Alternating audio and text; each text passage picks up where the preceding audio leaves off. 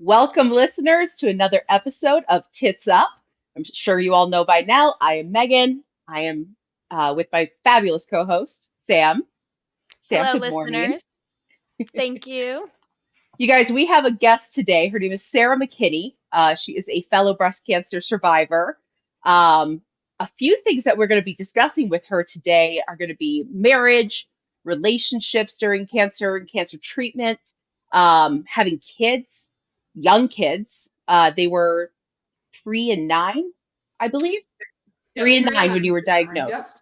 Um, and Sarah is also on the board of Casting for Recovery. So we're going to be talking about that a little bit. So with that, Sarah, good morning. Good morning, everyone. Thanks for having me. I'm We're psyched to so be here. excited.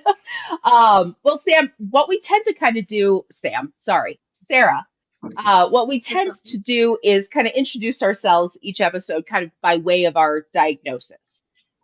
So why don't I hand it over to you? Kind of tell us when you were diagnosed, what exactly you were diagnosed with, what the treatment plan was, and then that will probably lead into more offshoots of the Yeah, conversation. you got it.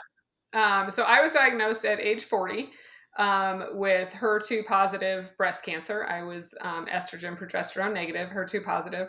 I had rounds of chemo, a double mastectomy, and then the immunotherapy for HER2 Herceptin for a full year. So I was diagnosed on June 7th, 2016. My last treatment was June 7th, 2017. And the funniest story I like to tell about when I was diagnosed, I had at the time a male boss, and it was a nice day. It was May 24th, and I was 40, so I was like, I haven't gotten a mammogram yet. I'm going to just take the day without taking PTO and go in for a mammogram because my male boss doesn't know a mammogram takes 30 minutes. So I got a full day off and then kind of downhill from there. Yikes. How long did it take for you to get your results back? And did they do the biopsy right away? So I had two mammograms in the past. I had dense breast tissue, so I had one in my early 30s, and then my youngest daughter is IVF, so I had to have one before IVF at age 37. So both times, because of my dense breast tissue, I had a mammogram, and the next day, 2 days later, they called me in for an ultrasound. So I just expected it. And I think 3D mammograms were kind of new at the time. So on this one, the one where I was diagnosed, they called me in for an ultrasound, and I was like, sweet, another day off. And then the first tech came in and really focused on one spot. And then the next tech came in with the ultrasound and then the lead tech came in, and then the lead tech came in with the doctor. And I was like, okay, you guys want to tell me what's going on now? And they were like, well, there's a mass. And I was like, okay, so what's next? So I think that was a Thursday or Friday. I got in for a biopsy on Monday. And then I got my results the next day, which is kind of funny because I'm a planner. So I said, okay, what's going to happen? When am I going to know? And she said, well, we'll call everyone tomorrow. We called the people who are clean early and then kind of work through. And I went to work. That still hadn't told anyone. I think I told my parents, like, hey, by the way, I had a biopsy. Don't worry about it. No big deal. By about 1 o'clock, I was like, well, I think I should probably go home for this phone call. And then I got it, and they had told me I had cancer. So it was pretty fast, all in all. I had a dear friend I went to college with who worked at the place where I got my mammogram and ultrasound and biopsy. So I think she pulled some strings and got me in. Nice. Wow. I mean, one Yeah. silver lining, right? Yeah, right, What totally. was your reaction right away? I mean, Um, yeah, that's an interesting question. So I was expecting it because it was 1 o'clock and they hadn't called yet. I think I finally got the call at 2:30. So I was like, okay, well, I have cancer. And then when she told me, I had my little pen ready and a notebook. So okay, this is what happens next. So I was pretty stoic, I think. I only cried twice during the whole thing. One when I got that day I got diagnosed, my husband was working from home and was on a conference call. So I kind of went and stood outside of his office door. We have like French doors so you can see through it. And I was like, I need to talk to you. Something's going Like, on. Talk to me. right. So he, was trying, and he was on a call with kind of big wigs. So he was trying to get off. And when I told him the first time I said I had cancer, I cried. And then the only other time is when they told me, oddly, when they told me I was going to lose my hair, and I loved being bald, so it was funny that I cried for Me that. too, Sarah. Yeah, I'm so happy. yeah, I'm sure you've heard me say that on a few episodes. yeah, I loved being bald. It yeah, melted me at first, and I'm glad I cut it after my first chemo because I couldn't have watched it shed out of my head. But yeah, then I remember being on vacation in Hawaii with my husband, and everybody was looking at me, and I got so many compliments. I never felt so yeah. confident. I'm throwing up on the streets of Waikiki. So it was just kind of full circle in that moment. So I definitely resonate with the bald head loving. Yeah. Hmm. Yeah, I loved it. And we kind of took, because I had little kids, we tried to keep it as, I don't know if fun is the word, but made them a part of it. So when my hair first started falling out, we had some friends over and my kids, and we shaved my head, and we did like a mohawk, and we did like lines in the side, and we spiked it up, and a mullet at first. So we had all the various ways. So we kind of turned it fun. But yeah, so that was sort of my reaction. Um, Other people's reaction I found interesting because I called my parents. I'm just going like a I love squirrel, it. just going I on a love it. Tell tangent us now. So, everything. Go ahead. um, and my mom said, are you kidding?" And I was like, "What kind of sense of humor do you think I have that you would think I would?" But I think it's like a natural, like, well, this can't be Mhm. serious. Um, and then when I called, it was about, I don't know, what was 7 years ago now. Before before I put it on social media, which is Facebook at the time, I called all my close friends and told them because I didn't want them to see it on social media first. And a lot of them cried a lot. I was kind of the first one in the extended friend group um, to have been diagnosed. Not unfortunately, not anymore. I have a couple friends who have been diagnosed since then. Oh, That kind of brings up a good point that we didn't talk about prior to this. Like, let's talk about friend groups. Like, how did your friends show up for you? I mean, we're definitely going to go into family, and that's what we usually think of and talk about. But I know that my friend group was essential for me. Yeah.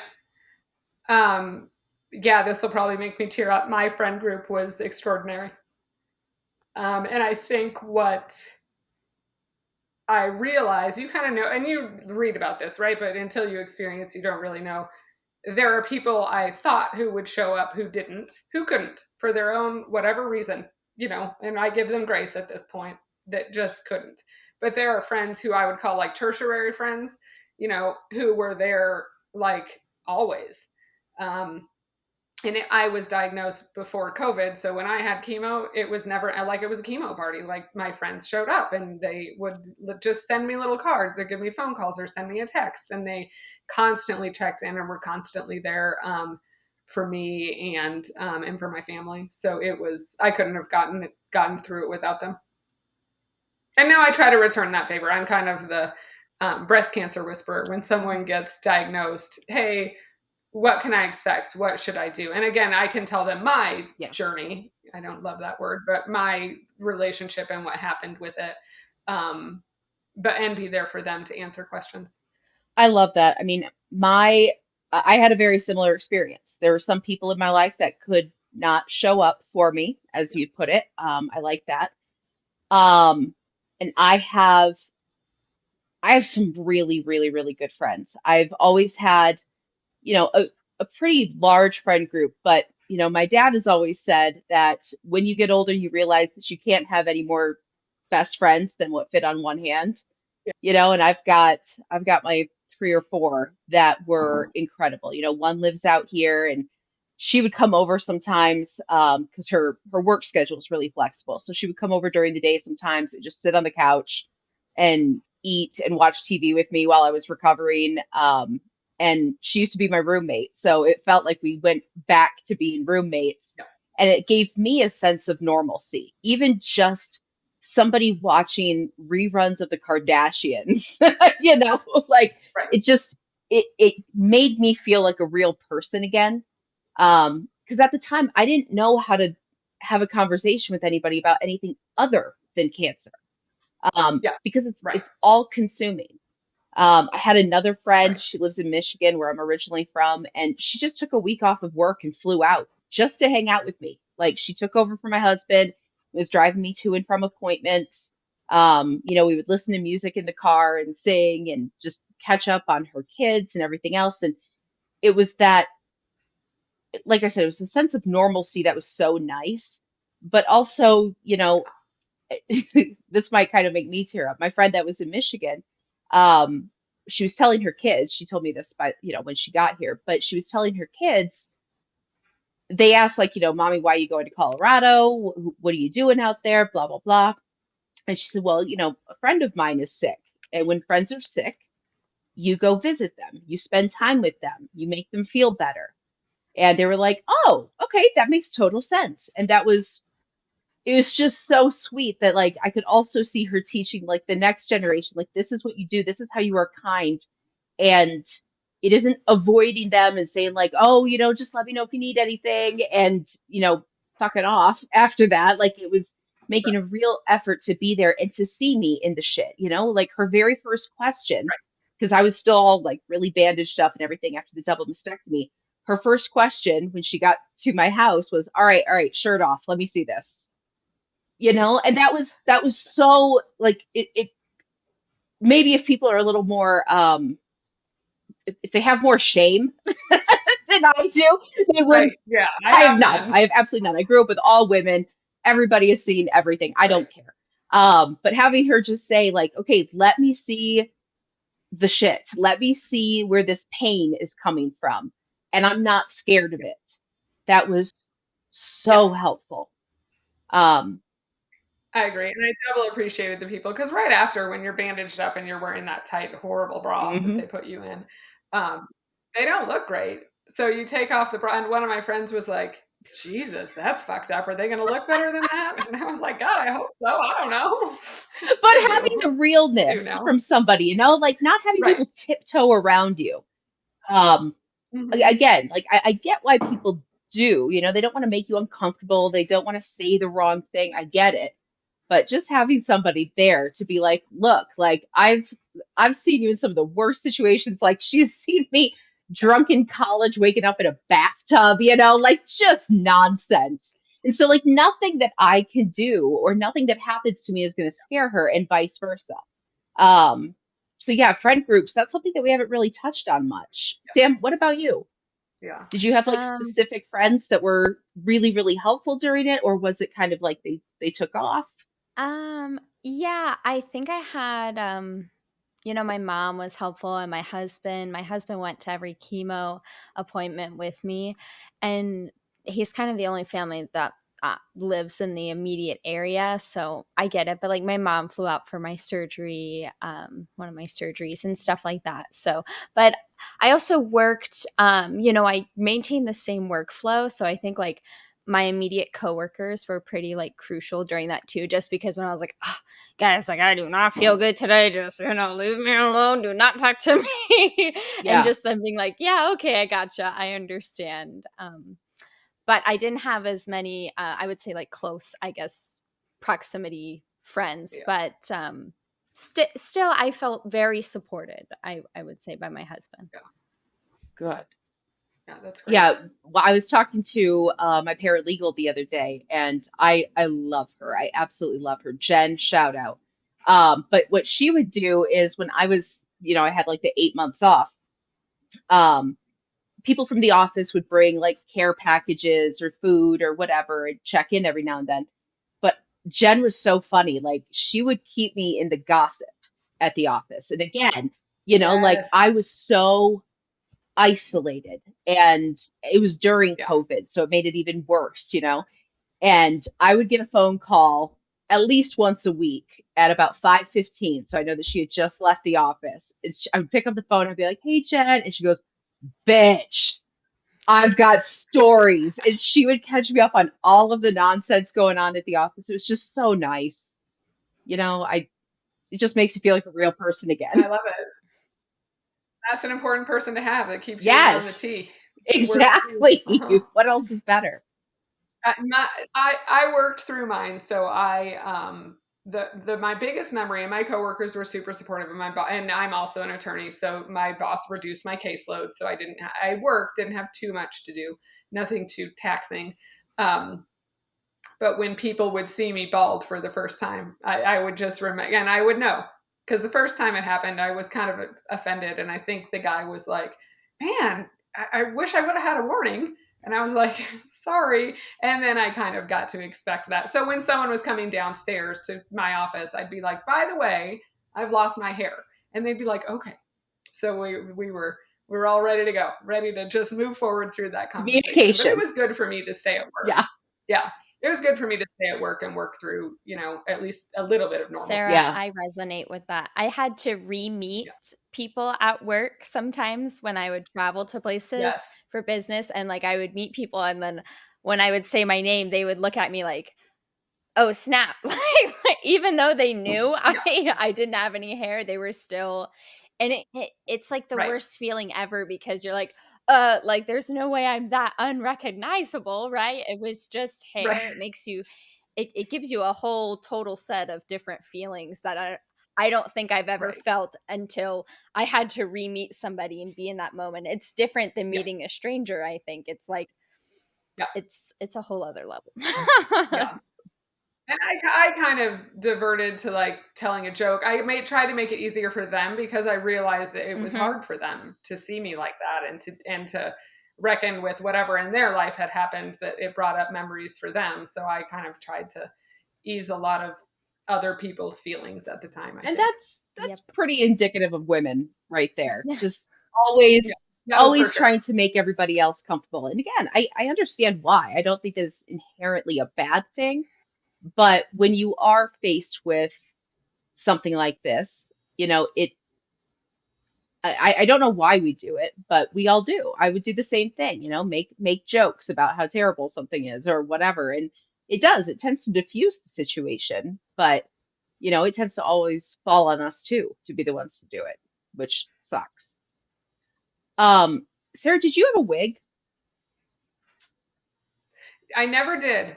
I didn't think I'd like it, um, because I was like, well, it's not going to look like my normal hair. So then people are going to know. And I know myself well enough. I'm an open book. I can't lie at all. So as soon as someone would have given me like a weird look, I would have been like, oh, it's a wig. This isn't my real hair. I'm bald. So I was like, I'm just going to skip through that part. And for the first couple days, I tried to wear a head wrap, but didn't like it. I just didn't. I was like, is it supposed to match my outfit? Is it not supposed to match my outfit? I didn't know what to do. So I was just like, fuck it, and just rolled bald. Sunscreened up the little noggin, and that's I it. love that. Was that kind of freeing? Like this is for both of you. Was it just like a release, like not having to worry about hair? In a way, I yeah. found it to be so. It Yeah. like I remember just showering, getting ready, just feeling completely confident. But at the same time, I did wear head wraps, but that was only because my head got cold. I was always cold, so I Yeah. would be having a blanket on my head. So, um, I did find a couple that weren't too bad, but like I definitely didn't like sleeping with it. Like it wasn't the most comfortable. Like just having it nicely freshly shaved, and also when it came back in patches, that was hard too because it's like it's not growing but it is growing but it's still falling out, and people look at you a little bit more because before it was kind of like, Yeah. oh, I had people think I chose to be bald. Like that's how much Yeah. people complimented me. They would say like, "Oh, you are so brave for rocking a bald hairstyle." And I would like show them my port and be like, "This was not a choice. Thank you very much." Okay. And I know that maybe that's a little dramatic, but it had been, I think, a year and a half into treatment, and I was just so tired of catering to everybody else, and I was on vacation and I was like, fuck it, nobody's gonna know. I didn't fucking choose this. You need to think about what you Right. say before you say it. I know I look Yeah. very healthy, because then what would come is, oh, you don't even look sick at all. And it would just be like one after the other, and it just kind of piled on. Sorry for that. No, that was a little rant, but I'm sure you resonate a little bit with that, No. Sarah. Yeah. Oh, 100%. Yeah. I always did. there's different things people say that various cancer patients find issue with, or I always tried to give people grace because they were trying to connect. So when someone came up to me and said, "Oh, my aunt had breast cancer. Oh, how's she doing?" "Well, she died." I'd be like, "Well, I'm sorry for your aunt, but I'm hoping Doesn't that's happen to like, me. I Thank never you. mind." Right. I hope that's not what happens to me. I never minded that because I thought they were looking for connection, and I thought it was very kind that they were doing that. But one of the things, and you just hit on it, Sam, that did get a little old for me is people told me I was brave. I'm like, I'm not brave. I'm just doing what my doctor tells me to do. Like, there's no other choice. It's not bravery. Hmm. It's okay. This is the, hand I've been dealt, and we're gonna I fucking deal have to with go it. through. I see no other way. I always tell Megan that's kind Yeah. of how I got through it. It wasn't because I wanted to. I wasn't like, oh, yeah, this is totally going to work. I went into it thinking, Right. like, no, this isn't probably going to yield the results that I want, but like, it's what I medically Right. have to do and what's best for me. And I have to give myself the best Yeah. possible chance with the worst possible drugs and medication because, Right. that's the hand I've been dealt, kind of like you said. Right. Yeah. Sarah, you were telling me last time we talked about the specific chemo that you were on. You were on Herceptin, and I Hmm. think it was new out at that time. Um, it was newly FDA approved. So it's an immunotherapy. So I had chemo and then Herceptin for a full year. It's an immunotherapy that's targeted at the HER2 cell, and it um, so I don't know how long it had been tested, probably 20 years or whatever, but relatively newly FDA approved, which I didn't really know. But it is the reason that I'm still here. But I didn't find that out until after I was done with treatment. And I talked to my oncologist and, was like, oh, well, thanks. And she was like, well, you can thank Herceptin. You had about an 18-month life expectancy without it because you had a pretty aggressive form of cancer. And I was stage 2B and I had a really, really big tumor. My tumor was like 7 centimeters. So then I kind of started looking into it, and I got a tattoo for it, my first ever tattoo. So you can't really see it, but that's the chemical symbol for I Herceptin. love that. So that is how I'm still here. And then my kids' names are Olive and Emma. So this is an olive branch. And then Emma means universe. So she decided what that meant to her was stars, and her favorite color is blue. And she was born in 2006. So there's 6 blue stars to represent Emma. So that's kind of how I'm still here and why I'm still here, to kind of remind myself of that. So that advance and I know medicine continues to advance and continues to improve, and life expectancies continue to increase, which I think is just yay science. very, very pro science. Well, that's actually such a good segue into talking about your kids. And also, quick side note, I love the tattoo. I was thinking the other day of getting Thanks. the chemical symbol for estrogen because I don't have any anymore, and they Oh just yeah, knocked it all out of me. So yeah, I wanted to do the estrogen right. symbol on me, but I haven't done it yet. I love that. I think that's super smart and love it. Do it. All right, so talk to me about your kids. Um, Sure. So yeah. So when I was diagnosed, so my older daughter is my stepdaughter, and she was 9 at the time. I've been in her life since she was 3. And then my younger daughter, the one who I got through IVF, was 3 at the time I was diagnosed. So that was pretty hard. I was just talking about it with my husband the other day after you and I spoke, Megan, to say, hey, look, we're going to get into some stuff. Are you okay if I talk about all this? And he was like, yeah. And I said, well, what are your feelings? And he said, well, part of what was hard is I was going through treatment. He was going through caregiving. He had to do all the parenting stuff because my treatment was every 3 weeks. At least for the end of those weeks, I was kind of laid up in bed. So I couldn't do it all. So as we were going through the medical side and the emotional side, we were trying to keep things as normal as possible for our kids, um, at the level they would understand. So, for the 9-year-old, for Emma, we could tell her a little bit more. And for the 3-year-old, we had to keep it at mommy's sick, and mommy is going to take some medication that makes her hair fall out. One of the sweetest things, actually, my lovely daycare provider at the time, um, I had bought a book, and I don't remember what it's called, but it's great. It's called Nowhere Hair. And it talks about, it's for little kids whose parents have cancer, and how their hair is going to fall out. And sometimes she might wear a wig, and sometimes a baseball hat, and sometimes, but we still love her and she's still the same person. My daycare provider read that to the whole daycare right before I was going to lose my hair. That's so awesome. So when I showed up to pick up Olive, and they all came and gave me a big hug. God. And had drawn pictures for me. So it was very sweet. Aww. So again, with the support, like the friendship support and all of that. So that was super sweet. So, but again, we had to do different levels of communication and transparency for what they could understand. Kind of complicating that. I don't even think I told you this, Megan. So I was diagnosed June 7th, 2016. My mother-in-law died of breast cancer on May 27th, 2015. Oh. So both girls knew, Olive not quite as much because she was so young, but Emma knew, you can die from this. This is something that can take your life. So we had to try to say, yes, it can, but this is the treatment we're going to do, and this is the plan. And, we kind of had to say, and again, I've already said I'm not a good liar. I had to say, like, well, I'm not going to die. And then I was like, oh God, I hope I didn't just lie to her. So there was that factor, but I do remember we were very thoughtful about how we told Emma.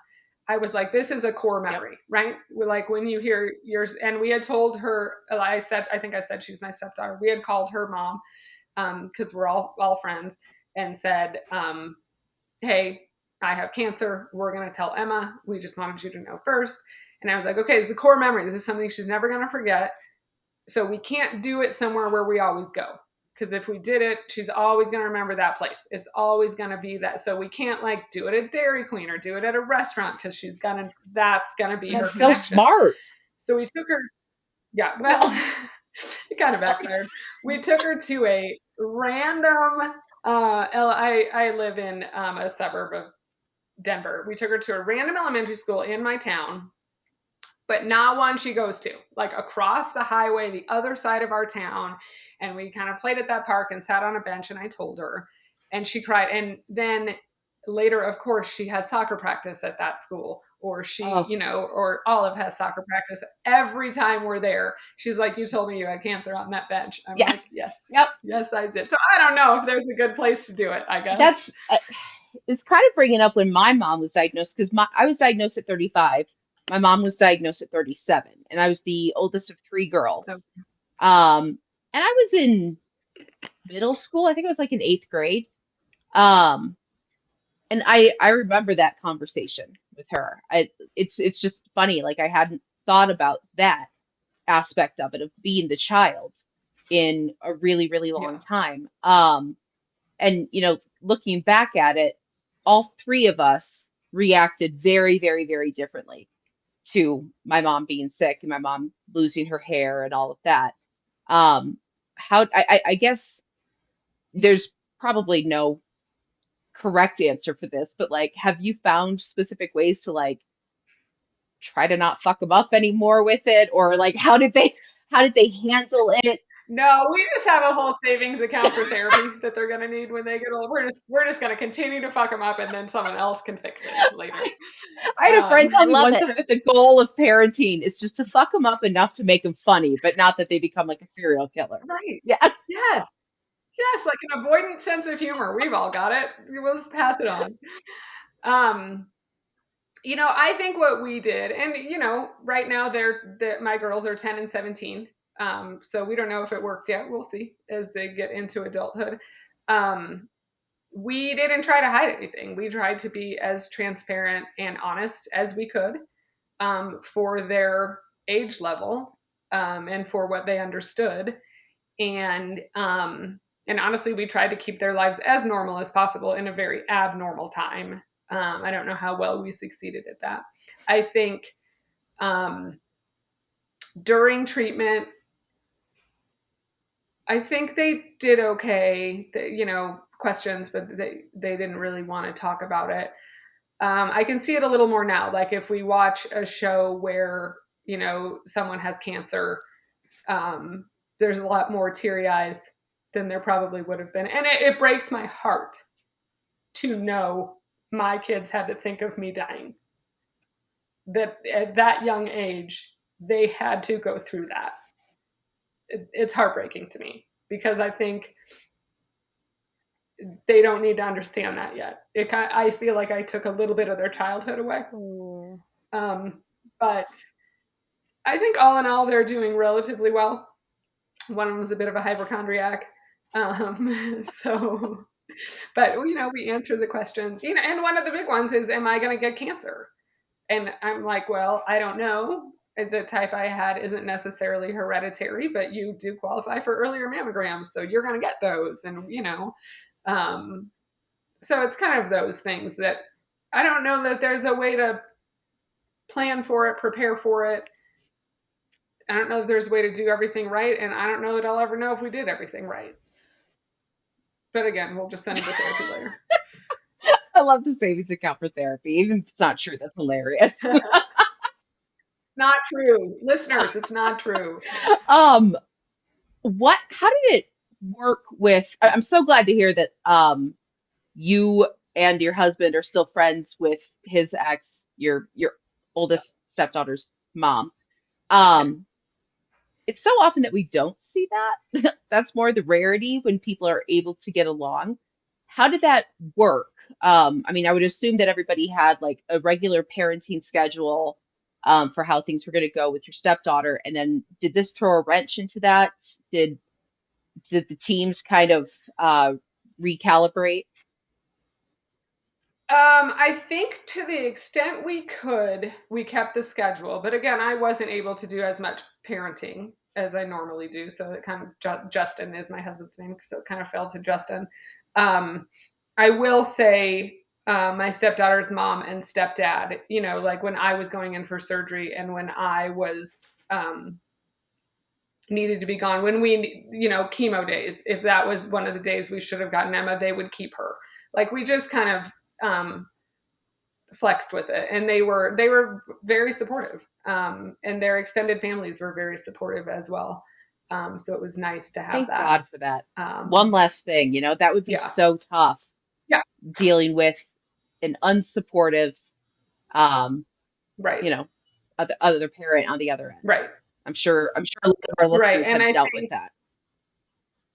oh, for sure. And I think one of the things we discussed when we first told my stepdaughter's mom and stepdad, before we told Emma that I had cancer, okay, what can we say to her? What message are you giving to her so we can help support that message? So we kind of had aligned messaging through that. So it worked out really well. It was very nice. Good. That's awesome. Now, let's talk Justin, because you just introduced him. Right. First, how long have you guys been married? Oh, God. We got married in 2011 and it's 2023. What is it, 12 years? Or even Mhm. one. Is that 12? I'm a lawyer. I always say I'm a lawyer. Over I don't do 10. math. Over 10. Over 10 plus. At the time, it was 5. We celebrated our 5th anniversary when I was in treatment. So we hadn't been married too long, 5 Yeah, years that's at the still time. new. And again, his mom, it was still new. And again, his mom had died the year before of breast cancer. So we had kind of lived through that together too. So Justin is amazing. And he is lovely, and he was a fantastic caregiver. And I know you two had an episode with your husbands on and talked about caregiving. I have always said, I think it's largely harder for a caregiver than the patient, because the patient has support and the patient has listened to your doctor and keep up with, and the caregiver has to do all the things that are falling through the cracks and may not have as much support. Um, I don't think Justin had as much support as I did. I mean, people did give him support, but I don't know. I mean, I don't know how to do it differently. Um, we did great, and I did great during treatment. So for the year of treatment, head down, do what you have to do. Again, I told you I cried twice. I've cried like 4 times on this podcast already. Um, so if you ask my therapist, cancer brought my wall down. If you ask anyone I work with, they're like, Jesus, if this is you being vulnerably emotional, we do not want to meet you beforehand. Um, so it was really after treatment that we kind of suffered the emotional effects of it, because then and I feel kind of once you're done, when you're, you said it best, Megan, when you're in active treatment, it's the only thing you talk about. It's the only thing on your mind. It's, even when you're doing other things, it's there. And then all of a sudden, there's a day you're not in active treatment anymore. And it's Yep. that fast. I mean, I went to the oncologist on the last time, and she was like, because for a year, I had seen them at least every 3 weeks, if not more. And then they said, okay, we'll see you in 3 months. And I was like, I don't feel You just comfortable with shoved me down the this. stairs. 3 months? Yes. 3 months? I Yes. could have a whole new tumor by then. 3 months? Right. Yeah, I feel the same I would way. guess. That's exactly Yes. how it was. Immediately after my last infusion, she said, "Okay, see you in 3 months." I said, "What do you mean? Make sure you take your tamoxifen. See you in 3 months." Right. What? I remember still Yeah. asking my oncologist, like, well, what if I want to come in every 3 weeks instead of 3 months? Like, can we keep doing that? And she's like, Megan, it's okay to cut the cord a little bit. Just shave the Yeah. cord down a little bit. And now I asked her Yeah. last time we were there, she's like, we could start going to 6 months. And then she saw my face. She goes, but we'll stick with 3 for a little Right. bit. Like, Right. it's like, you are my lifeline. Don't. Yeah. Sorry. Yeah. It's really, really hard. Um, so I think at that, and I think the other thing that happened, and I told you I worked the whole way through, but then I was back full time work, my full caseload. Um, and it was kind of like, and my hair had grown back in a little, a little bit. It didn't look great, but for a time, Justin and I had the same haircut, kind of like a spiky. So I was using his hair product. Um, but I went back to work, and everyone was like, "Oh, you're back. You're healthy again." And then, back to doing more volunteering at the kids' school and going to more soccer games and going to more, and oh, you're healthy again. Like now it's over. We don't have to talk about it again. I wasn't there yet. I left as one person and I came back a year later as a completely different person. And probably didn't realize that, certainly didn't communicate that, because I didn't have the tools to do that at the time. So we went through a pretty decent struggle in our marriage at that time. And I can't really, I've been thinking, in preparation for this podcast, which the way I'm rambling, you wouldn't think I'd thought through any of this, but I did. I can't pinpoint what it was. He wasn't happy with me. I wasn't happy with him. It was hard. And I really think it was, we're just thrown back into what was supposed to be normal life, but nothing was normal. Everything had changed. He had changed. I had changed. So we kind of had to re-meet and re get to know each other a little bit and kind of have new expectations and new communications.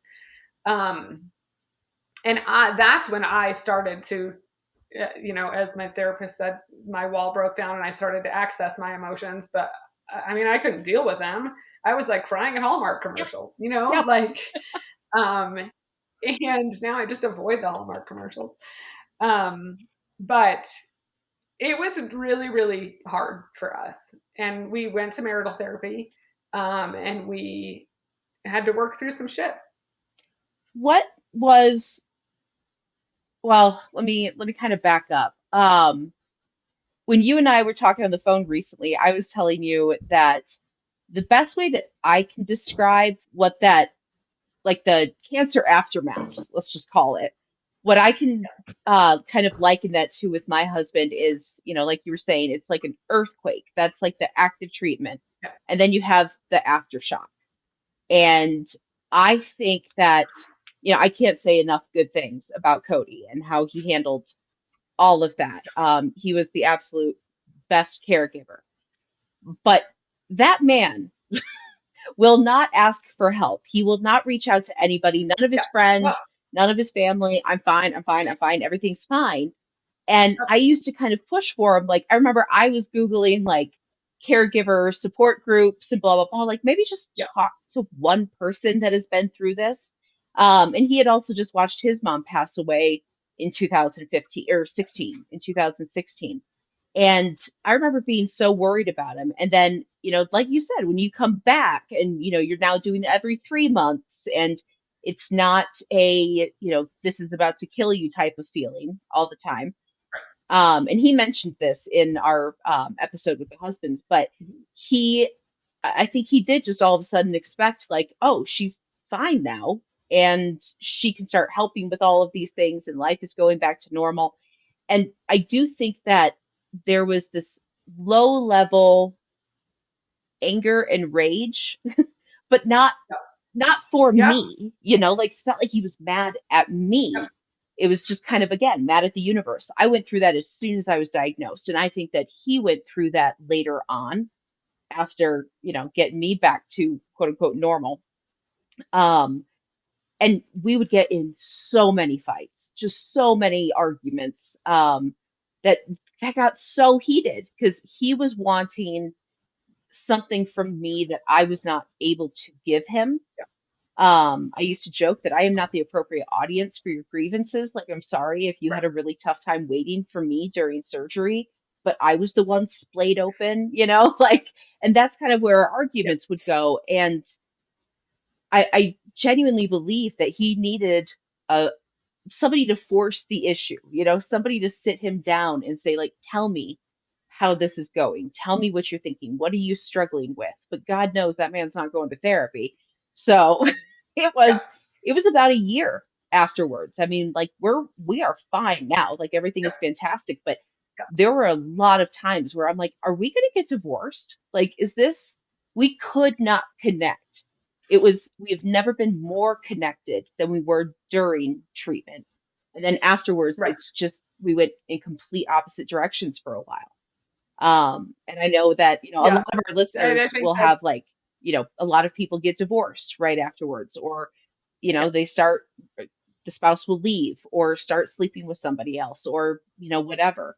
Um, so yeah, I mean, that's just kind of a PSA that the caregivers really need help too. Yeah. But yes, please, like, tell me how it went with you guys Absolutely. and with therapy and what the struggles were. Yeah. So it, it, it's kind of the same thing. And I think when you said you went through your anger and rage at the beginning, I didn't because, I was, let's get treatment, let's get it done. So I think we were both going through that anger and rage at the same Yeah. time, which isn't helpful to have to. We were short and chemo immediately put me into menopause. And one of my menopausal symptoms has been I'm really short tempered and I'm really impatient. And I really try to work on it, but I'm not doing that well with it. So anything he did, I would jump down his throat. And anything I did, to your point, he probably had anger at me for changing our Yeah. whole world. Not at me, not directed at me, but in general. So we were just fighting a lot and not communicating and not talking and not having the loving relationship that we have. Um, so we went to marital therapy and she was great. It was good. We needed it. It was kind of um, in the thick of it. We needed to do something. We never said the word divorce, but it probably wasn't far from either of our minds. And I will say, if you met Justin, everybody loves Justin more than they love me. He is a That's lovely, my kind, husband. gracious human. Yeah, lovely, kind, gracious human being. I take the blame for what happened. I think more of it was my fault than his. Um, I can do that now. I couldn't probably do that Hmm. at the time we were going through it. But then, one of the things that really helped me at the time, we talked about friend support. And I said I was the first one of my friends who had cancer. I didn't know. I had one really good friend in the cancer community who had cancer before. You actually are going to have her on the podcast. You're going to love her. Shout Yay, out Katie. Katie. I love you, Katie. So I learned a lot from her, but I didn't really know anyone else in the cancer community. When I was diagnosed, my mentor said he had volunteered at a nonprofit called Casting for Recovery. And it's a fly fishing nonprofit, and it's any age, any stage breast cancer, all female. And basically, how it started is a oncologist and a surgeon, I think, were fly fishing. And if you've had a mastectomy, you go to physical therapy and you have to do the motion to improve your muscle.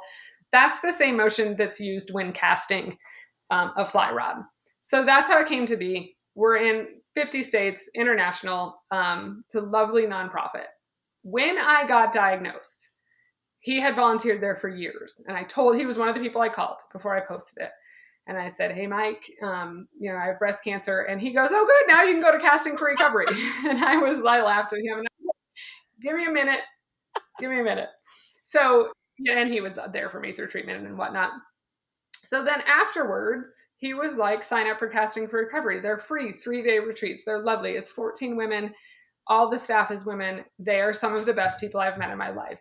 And I got in October of 18. So, and I had stopped treatment in June of 17 and then had a year of kind of fighting with my husband. So kind of comes right at the right time. That retreat was life-changing for me. It's that I have said, and I'll say it again, Casting for Recovery saved my marriage because it is lovely. You're outside, you're learning to fly fish. It's the healing power of nature.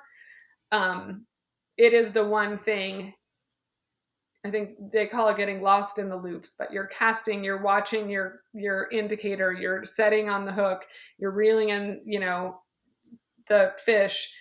You have to pay attention and you have to focus on it. So you can't focus on anything else. You can't focus on work, your kids, your husband, your cancer. You're out in nature. And I went in October, so I'm standing in a river. The trees are changing. It was like a 60-degree day with light wind. It was magical. At the retreat, you have a guide 1-to-1, and I love my guide. Hi, Ryan. But I learned there with the other 14 women, because there's also there's an oncologist there, there's a therapist there, so it's medical, it's emotional, it's the fly fishing piece. I learned that what I was going through was normal because everyone else had gone through it. Everyone else had gone through something very similar. And if you're listening to this and you're a breast cancer patient or survivor or cancer thriver, as soon as you meet someone who has cancer, you have a bond. I mean, I met Sam and I met Megan, and okay, we have that in common. Now let's be friends. So there's 14 of those women who were there for this retreat. And it was the first night at dinner. I was sitting across from one of the other participants, and next to the therapist. And the other participant said, Sarah, what has been the hardest part of cancer for you? And I said, it's actually right now. It's the emotional part afterwards. And the therapist didn't even look up because she was like eating a salad. And she was like, that's 100% normal. And it was like a weird watershed moment for me. I was like, wait, what? And that and I came back more open and more ready and more understanding of what Justin and I were going through at the time. And since that day, I have volunteered for Casting for Recovery. I'm not on their board yet, but I'm trying really hard to mess that one up then. But I cannot recommend them enough for people. And it is any age. We've had people as young as early 20s up to their 70s. We've had people in active treatment. There's a METS retreat, so for everyone with stage 4, because that's a different bond, and that's a little tighter. There's only 10 people at that one instead of 14. In Colorado, we have 3 every year. They are in every state. Everyone who works there is a volunteer, either a past participant or someone who is a fly fishing guide. Um, some of my dearest friends have come from Casting for Recovery. It was just, and my whole family volunteers there now. There's a fly fishing show in Colorado once a year, and we all go man the table because it saved our family. And my husband has always fly fished. I never have. He thought I was going to hate it, and I came home and I was like, I want a fly rod, and I want waders, and I want food. And he and I are kind of an opposites attract relationship. We don't have a ton in common. We don't have a ton of hobbies in common. He fly fishes, so it's something we can go do together. And that also has really helped because we can stand out in nature together and lose ourselves in the loops and catch fish and, not have to talk, and just, it's so calming, and it's so just really brings you down to earth, I think.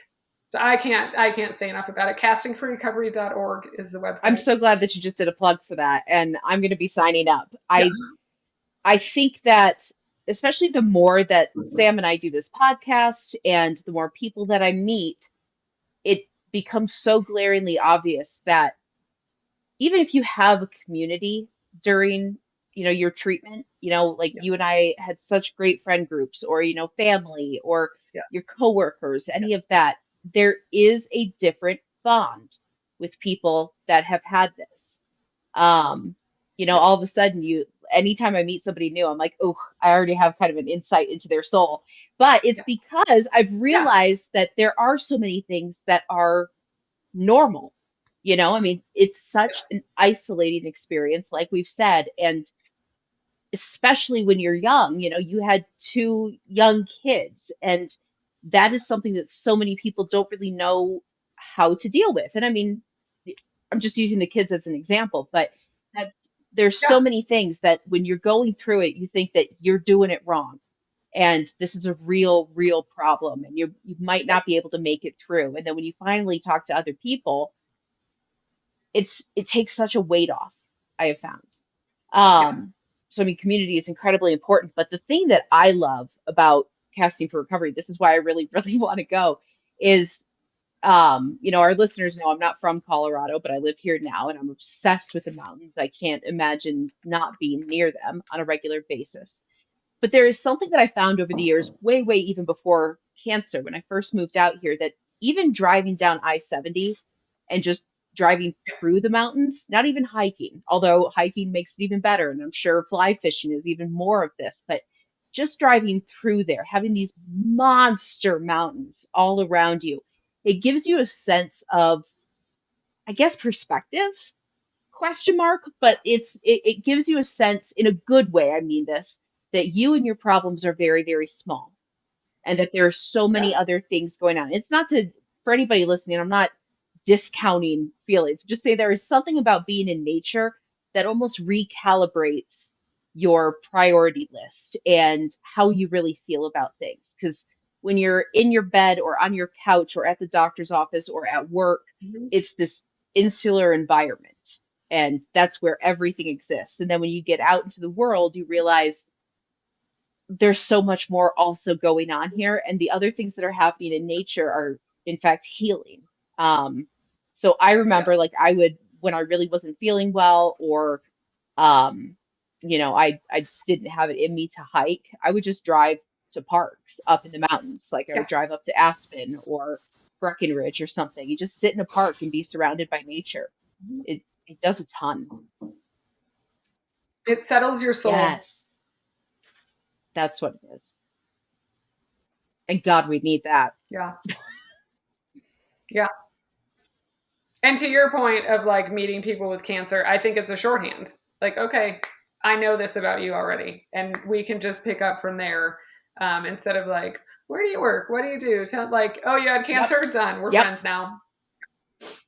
Tell me about your boobs. Like, you know what I mean? It's Show like me usually yours the and I'll first, show you mine. exactly. Right, exactly. I think that happened the first time Sam and I were ever on like a video together, when we were just talking, obviously before recording. But she was explaining something. She's like, you know what, here. And I was like, yeah, like this. And I start showing her mine. And You don't do that normally with people that you just meet. So Yeah. family. I'll show my boobs to Yeah, there's anybody. no there's no shame left. Any that I did have before this, it's gone. I don't care. Everybody has seen Right. everything. Yeah. And you find that at Casting for Recovery, you find that as well because one of our recent participants had a actually I'm going to recommend her to you to talk to because she volunteers at a tattoo. Yes. You go and get a tattoo if you remain flat. Um, and one of my volunteer jobs is to call all the participants beforehand and say, this is what it is, explain it and check in with them a couple times. And she had said, oh, I do this for a nonprofit I volunteer for. So when I met her, I said, oh, I'd love to see your tattoo sometime. And she was like, yeah, here. And it was gorgeous. It's this really gorgeous but it's just like, okay, she hadn't even set her bags down yet. Yep. She's like, yeah, here. Then I was like, oh, it's beautiful. But yeah, I will give you her name because it's a great nonprofit. It's another I great would nonprofit. love that. And I've been thinking for a long time about getting, a tattoo. Like I have my cancer tattoo here, but there's, Yeah. along the scars, I still get really bummed out when I see them because mine are like really, really big and thick, all underneath. Yeah. And it bums me out. I would like to have something pretty um Yeah. around there. But I guess I got to get all the way through reconstruction first. I don't want them like doing it and then having to get it all ripped up. But Right. Yeah. um is there anything that we haven't talked about that you would like to? I mean, timing wise, I know that we need to kind of wrap up, but I don't want you to go. No, I don't want to go. Ask me anything. I'm an open book. Um, I don't know. What else? What else is there? Well, we talked about family, community, kiddos, casting for recovery. I'm trying to think through here. Friends. What about pets? Yeah. Did you have pets during that? We didn't have pets, no. But that's an interesting Yeah, question. I, j- Did you two have pets? yeah, I did. So I had my golden retriever. His name was Jameson. He was my best friend in the entire world. Cody is well aware that if it came down to him or JMO, I would have picked JMO any day. Um, and Jameson, we also had like a brand new puppy, just a little bit before I was diagnosed. So she's insane. I love her so much, but she's just batshit crazy. That's Johnny Walker. We call her just Johnny. Um, so Johnny was still rampant all around the house. She was cuddly when she was sleepy, but most part she was just doing her own thing and catting about. But Jameson and we always had this really, really just deep connection. Like as soon as I met him, like Yeah. this is my person, even though he's a dog, he was my person. And he had a tough time right after surgeries because I think he can smell the anesthesia. Um, so he would kind of avoid me for like, a few hours right after surgeries when I would come home. But for the most part, I got so used to having him hanging out with me and I couldn't fall asleep without holding his paw. Like he would give me his paw and we would Oh, hold hands and fall asleep like that all the time. I that's so know, and sweet. he was so helpful to me getting through that, like when you're hanging out by yourself, I talk to them like they're people. So JMO and I would have conversations about our feelings about different things all day long. We would plan out like little meals for the puppies and meals for me, and we would talk about what's healthy, what's not healthy, all of this. I'm kind of a crazy dog lady, but this is my bestie. And then the worst thing, like I'd rather go through cancer again 3 times, but than have this happen. But it was June, so I went back to work in February, March of 2022. And then in June, he was stopped kind of eating the way that he normally did. He was such a little fat kid, like he would eat anything. So I was like, well, maybe his teeth hurt or something because he was only 10. Brought him to the vet and they're like, yeah, he's riddled with cancer and he has like Oh, not much time left. They wanted to put him down right there and I just lost my shit and I was like, absolutely not. So long story short, they gave me enough palliative care for him, like, meds to keep him comfortable because I wasn't going to have him being uncomfortable. So we kept him comfortable for about 3 days for me to say my goodbyes. And then we had a vet show up to the house and put him down in the backyard, in his favorite spot. So that kind of took a sad Oh, I'm dark so turn there. sorry. But that was, Yeah. like I said, I'd rather go through cancer three more times than if it meant that I could get my dog back. And that's funny because I just thought of like the pets thing, but he was so Yeah. integral to me in my recovery. He Yeah. was, his personality was just kind of that of an old man. Anyway, he was always just wanting to hang out with you and, just chill. And he grumbled and talked a lot. So we would have these conversations, but I don't know how I would have. I mean, I would have. We all make it through, but just in retrospect, he was just such a big part of my recovery Yeah. that I just don't know how I would have done it without him. And it always bummed me out because I'm like, well, Oh, I he love had that. he had cancer at the same Sorry. time. We both had cancer at the exact Yeah. same time, but I had no idea. And we were Oh, little cancer buddies. It's just fucking yeah. heartbreaking. And that's the thing that It like is heartbreaking. takes me down all the time. Like I just started crying the other day, not about cancer, not about my changed body or my boobs or any of the things that like I used to cry about. I was just it's been over a year and it still hits me sometimes. I'm like that that was my person. And I think for Yeah. anybody out there, I've seen it on like Facebook groups so many times. I'm sure you guys have seen this too, where people will ask, like, should I get a puppy or something like that? I might say maybe not a puppy, but like adopt an older dog. You don't have to train them to go potty outside and all of that, but they are I just think that they are so, so helpful because they're so in tune with people and their Yeah. emotions and what's going on with them. They just want to make you happy. And Sammy, you've got two dogs. I Right. mean, did you find them? Yeah. Yeah. Tell me about your story with Yeah, your so pets. I have a cancer puppy slash birthday puppy, a little GSP. She is nutso, like I mean nutso. But part of the reason why I wanted her is because we have a rescue Doberman from Mexico. He's 5, Mm. and he is similar to Megan's dog. He is in tune with my emotions. Like I have no fear. I could walk down the streets of anywhere with him by my side, and I feel completely comfortable. He every time I got home from treatment, he would like lay with me and just sleep. If I wanted to sleep all day for 16 hours, he'll just roll right over. He's 75 pounds. And then my little cancer puppy, my husband kind of would put her on my neck to like soothe me because I was like always really sick. I would have the hot flashes and she would kind of like regulate like almost my breathing and stuff when I was sleeping. So that was really nice. But she's a little crazy. So maybe not a GSP, but I definitely recommend the Pet Love. And also, we had like a cancer companion dog at my infusion center, and it was a lab. Oh. Her name was Juvie, and she would literally sit on my lap for 30 minutes at the infusion center. I would talk to the social worker because they had a cancer companion dog, and yeah, she would just sit in my infusion chair. I'd have to get new blankets because she shed everywhere, but it was awesome. Like, I was my favorite part about going to infusions. It was amazing. I was like, this needs to go everywhere and to everybody because Ah, that's for great. the because a lot of infusion patients are older, so they don't have dogs or they're somewhere else, like, and they would just light up seeing her, and me too. Like, I was like, oh yeah, can Juvie come around and come sit with me? And she'd be like, yeah, sure. And she'd hop right up in the infusion chair. She didn't care. It was awesome. We should do a whole episode Oh, on that's this. cool. We should. I know that Yeah. there are nonprofits out there and people that have like the cancer support dogs and all of that. That Yeah. Sorry, we just went off on a tangent about pets, but I like that idea. Yeah, for sure.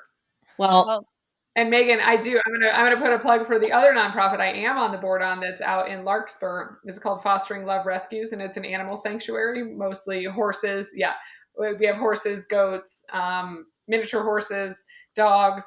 But if you ever want to come out and just spend some time and with the horses, it's immediately lovely. yes. Immediately yes. I want to do Yes. that. Oh, that should be our first date. You and Yes, I should go totally. do It'll that. totally be our first date because it's similar to to Jameson. I think the horses understand and they're so loving and so kind and they're like big, hooved people. Yeah. Really, like So it is a fantastic animal sanctuary, and they're kind of older horses. Um, One is an ex racehorse who stopped making money for his owners, so now we have him. So anytime you want to come out and spend time with some animals, hit I'm me up. absolutely going to. Like this is absolutely going to happen. What is it called again for our listeners? It's called Fostering Love Okay. Rescues, and it's in Larkspur, We will put a Colorado. link to both of them, Casting for Recovery, and for that one, we'll Oh, put a great. link in there in our description so everybody can take a look Awesome. at it. And if you don't live here, it sounds like this is something that a lot of people have tuned into, the help of Yep. animals. So maybe take a look at nonprofits around where you all live. Yeah, for sure. Awesome. Well, Sarah, I'm so happy to have you on, and I really hope that you'll come on other ones that we have in the future as different topics come up, or just to hang out and bullshit and talk about how this Yeah, sucks. I'm in. I'm gonna make a campaign to be your third Yes! co-host. No, No, this was super fun. Thank you for doing this podcast. I think it's very helpful, and I don't think it's something that existed before. So thank you for doing it. Thank you for inviting me, and I look forward to listening to your other episodes as thank you well. so much, Sarah. Really appreciate it. Have a fantastic weekend. Um, Thank thank you. You too. you. And to all of our listeners, like I said, we will put links in the bio, or not in the bio, in the description. I'm great at this. You can tell I've been doing this my entire life. Professional. Professional, Yes. all around. Thank Sam, you any so much, parting Sarah. words? No, Sarah, thank you so much for your time. I hope we have you on again soon. I'm definitely checking Yeah. out both of your nonprofits, so Great. I'm Awesome. excited for that. Thank you. Megan, please give us a little outro. So, uh, everybody, please follow us on Spotify or Apple, or really wherever you listen to your podcasts. Also, we are freshly on YouTube, so you can all find us on YouTube now and see the videos of all of us waving. And we do have our Facebook groups and Instagram. We are on TikTok. We are on Twitter. We're everywhere, you guys. So hunt us down. Please do us a favor and give us a good follow or subscribe. It really, really helps us out. And we love it when you guys reach out and give us ideas for future episodes. If you can give us, a little tidbit of your treatment journey in heavy quotes, we'd love to have everybody from the community on this. So everyone, please follow us, like us, give us reviews. It helps us so much. And life is tough out there, you guys. Keep the tits up.